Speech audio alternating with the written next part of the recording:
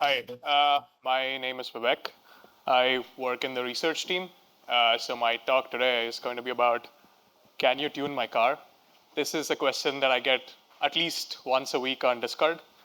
Uh, so we have a Discord. I'm sure. How many of you have been on our Discord?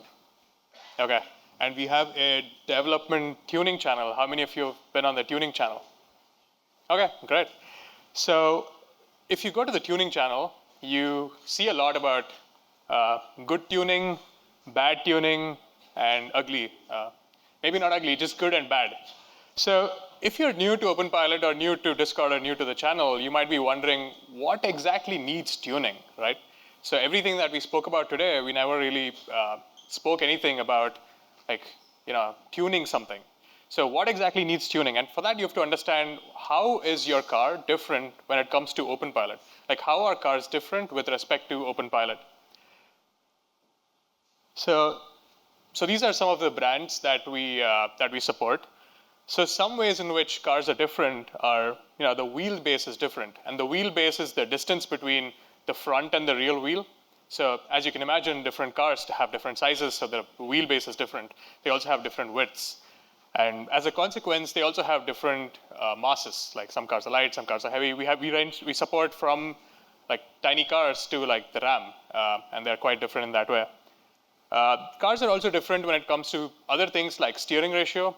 Steering ratio is how much your car turns with how much steering wheel turn. And that is different in each platform and also different across brands. Your tire stiffness, which is again, the quality of your tire, how much torque your tire provides while turning, stuff like that is also different. The center of gravity is different in all cars.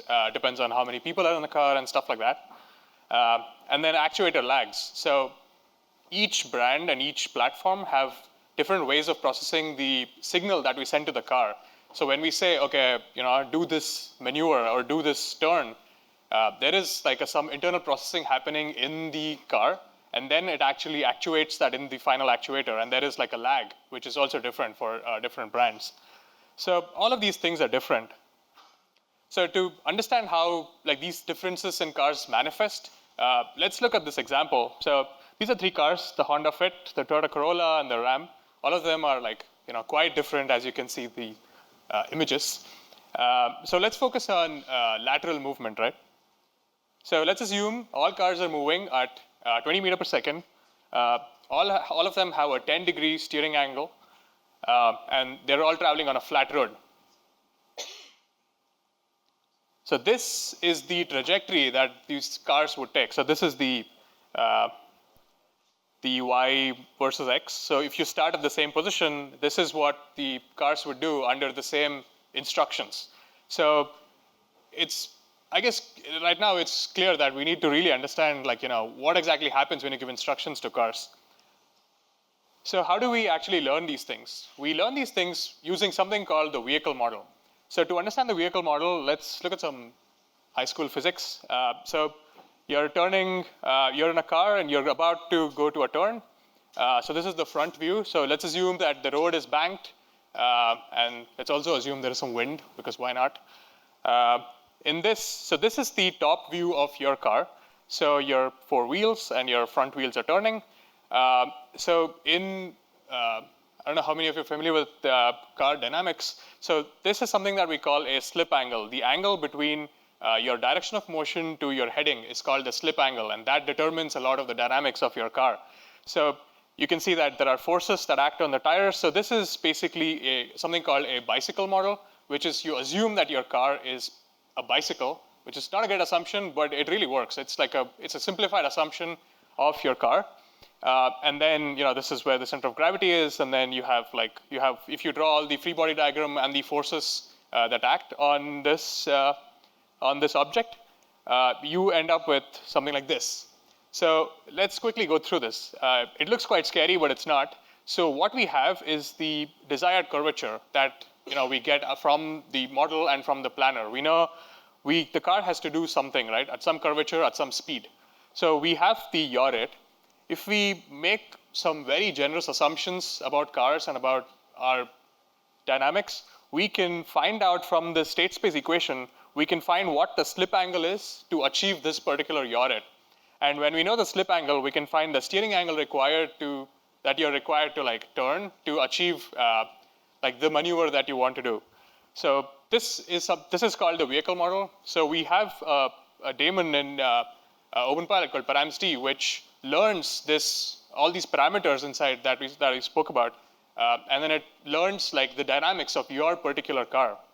So it learns things like the steer ratio, the tire stiffness, the road roll, the steering angle offsets, and all of these things. And it learns all of these things about your car, about your particular car.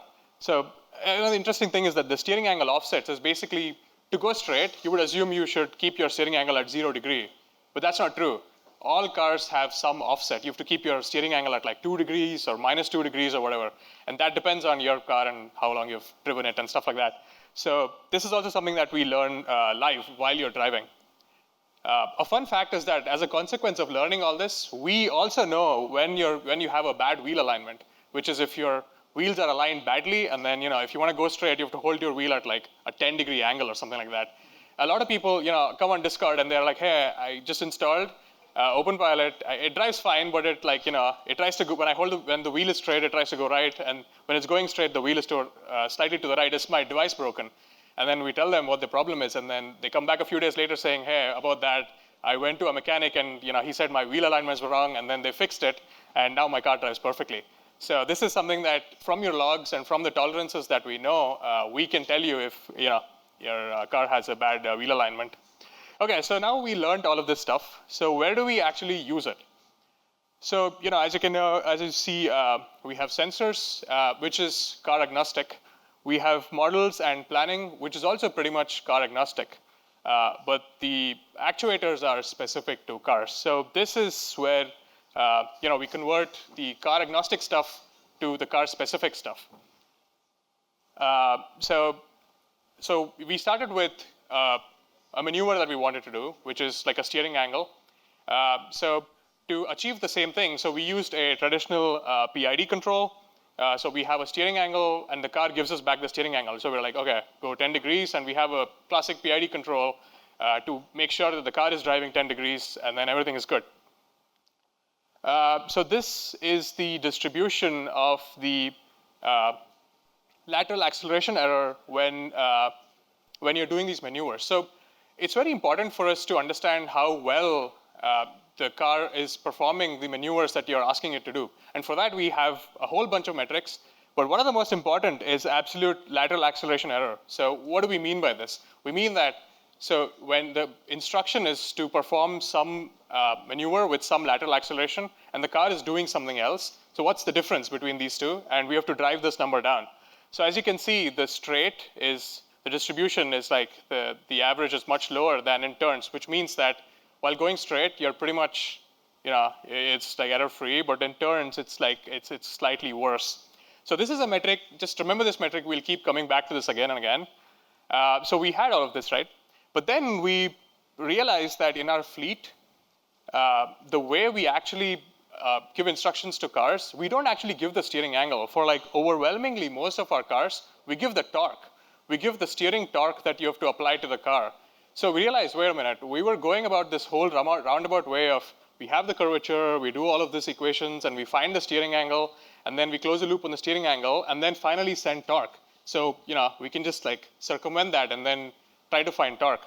So this was a whole effort called torque control, which we released in 0815.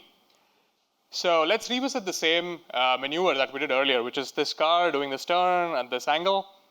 Now, if you focus on the tire patch that is in contact with the road, so this is like the free body diagram of this tire patch. So you can see that these are the forces that develop on your tire during a turn. So you can see the heading is this, the wheel is moving here. So this is the slip angle. So what this effectively says is that the wheel torque is, you have a resultant force that is like X behind the center of the wheel. So basically, the wheel torque is this resultant force F times this pneumatic trail. And for a particular configuration of your car and your vehicle, this is constant.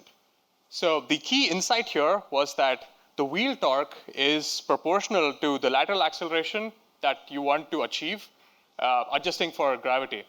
And from data, the second insight was that the wheel torque is directly proportional to the steering torque that you apply when you account for some friction. And friction is, when you're turning right and immediately, if you want to turn left, there is like a bit of friction in your steering column that you have to account for.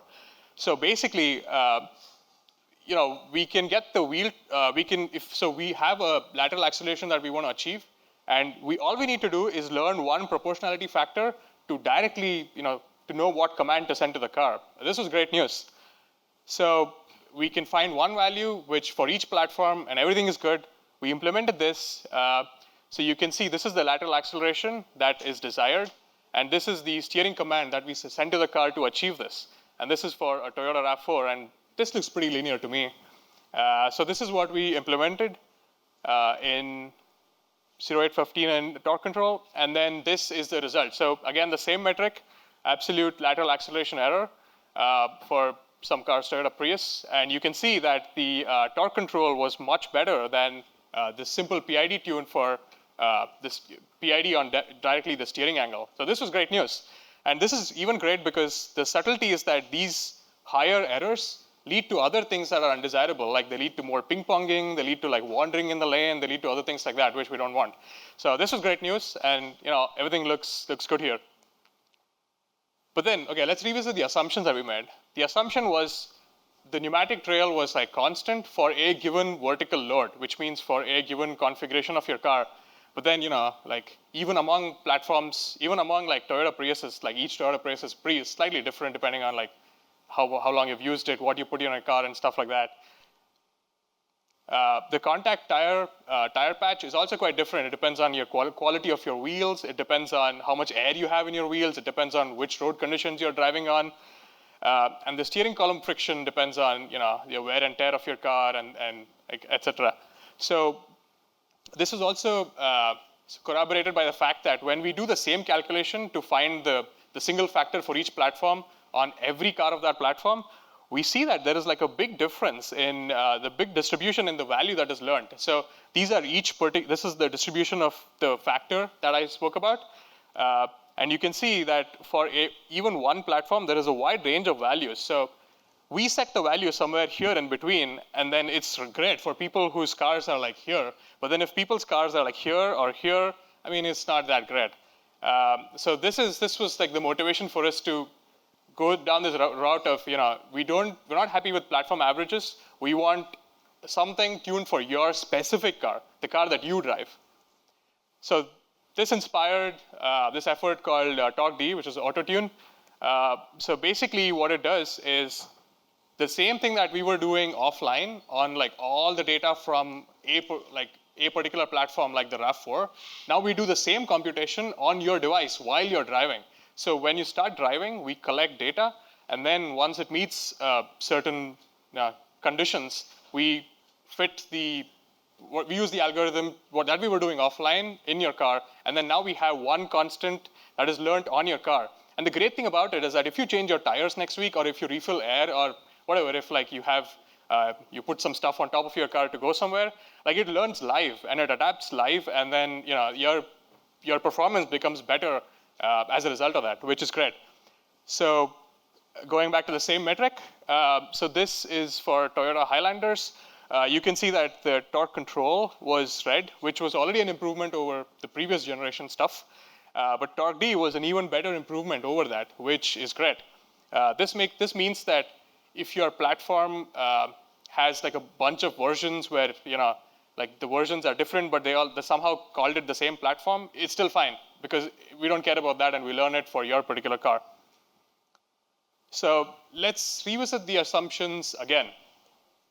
We assume that the wheel torque is linearly proportional to the steering torque. So we assume that you apply some steering torque, and the wheel torque is some factor of that, and then we forgot about it. But turns out that's also not true. We assume that there are effects like backlash. So when you're turning left, and when you're turning, and immediately you have to turn right, there is some play in the steering column. There's like a backlash that you have to overcome, and then your car starts turning right. While driving, we don't really realize this because humans are really good at driving.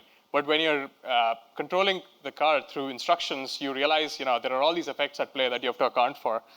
The other assumption was that we didn't care much about speed. We assumed that everything works the same at all speeds.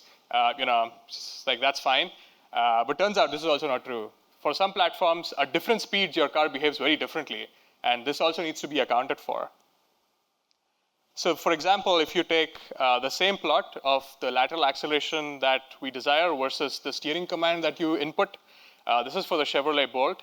I mean, this looks pretty nonlinear to me. If you remember in the RAV4, it was pretty linear, and in this, it's not. So we had to do something about this because if you apply the same algorithm that we used earlier, people have not nice experiences, especially at the extremes where it gets pretty nonlinear. So we implemented a nonlinear algorithm where we have a nonlinear fit for the relationship between this lateral acceleration that you want to drive on and the command that you give. And then this was out in 093. And you can see the effect of this change. So the nonlinear is better than the linear, which is also great. And a fun fact is you can see that there is a difference in the left turn and the right turn. This is like an idiosyncrasy of GMs.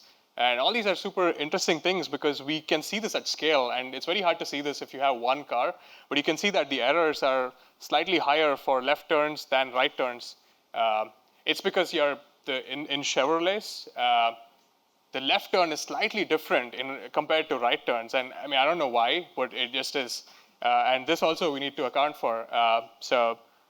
This was like a great improvement for the people people who have Chevrolet Bolt. So where do we go from this, right? We've seen that over time we keep improving this stuff.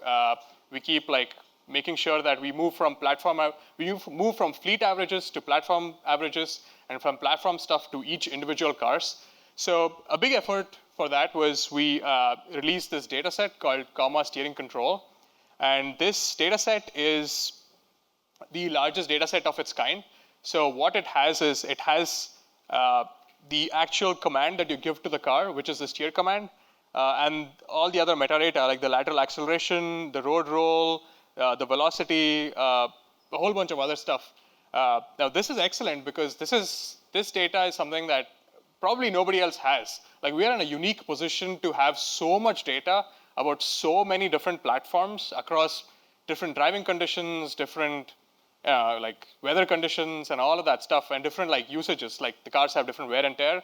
So this is a fantastic data set, which with all this data, so what you can, and this is 12,500 hours of open-pilot driving, 10 plus car models and 10 plus brands. And we have plans to add more data to this. We have plans to add non-open pilot driving. So when I spoke earlier about the vehicle model, that vehicle model is valid for small slip angles, which I mean by small steering on a highway.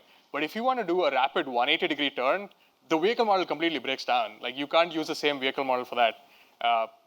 In openpilot, we are not there yet to do 180-degree turns, but we will be. And at that time, we will have to dive deeper into the data and figure out how we can improve our algorithms to cater to those maneuvers.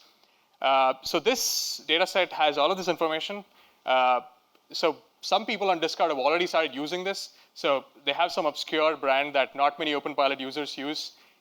So now they have access to a whole lot of data that they can dive into, and they can see if they can improve the performance of their own particular car, which is great.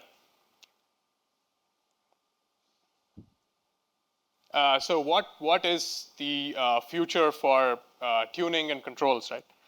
So we want to use more neural techniques to learn the complicated feed-forward functions. So you saw we started with a simple linear model, and then we went to linear model on device, and then we went to a nonlinear, but with still we sort of reverse engineer the function and then we learn it. But we want to move to a totally learned function. So what this means is there will be irrespective of what the input and output is in your car, we should be able to learn the response of your car to the instructions that we give to the car at all ranges of speeds, There are some cars that do automatic roll compensation in the car and all of this stuff. We want to be able to learn all of this stuff live in your particular car. The final goal is to move to like a target audience of 1. So basically the target audience of like you, and like everything is tuned to your car and it drives perfectly. Like the output of the model and the planner is perfectly implemented on your car, and there is, and then the final goal is me not getting any more messages on Discord saying, "Can you tune my car?" So that's it. I just had a couple of call-outs. So do check out this data set. Do come on the Discord channel, and we keep discussing a lot on the Discord channel. So hopefully you can improve your own car much better, and then we can upstream it. That would be great. And a call-out to openpilot user Twilsinko. He's been like at the bleeding edge of a lot of this stuff. I just wanted to call him out and say that's like great work. And we keep watching it, and we're very inspired. And I hope this also inspires more people to check out what's happening inside their car. That is great. Awesome. Thanks.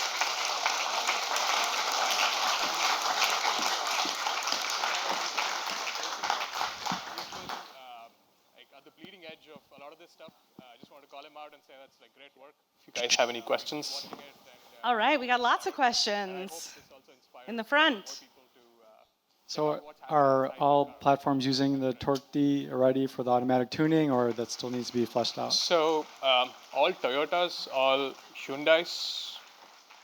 So I think it's about 80% of our fleet uses it. The Hondas don't, because there is a little bit of problem with the Hondas. I mean, they also work really well on traditional PID control.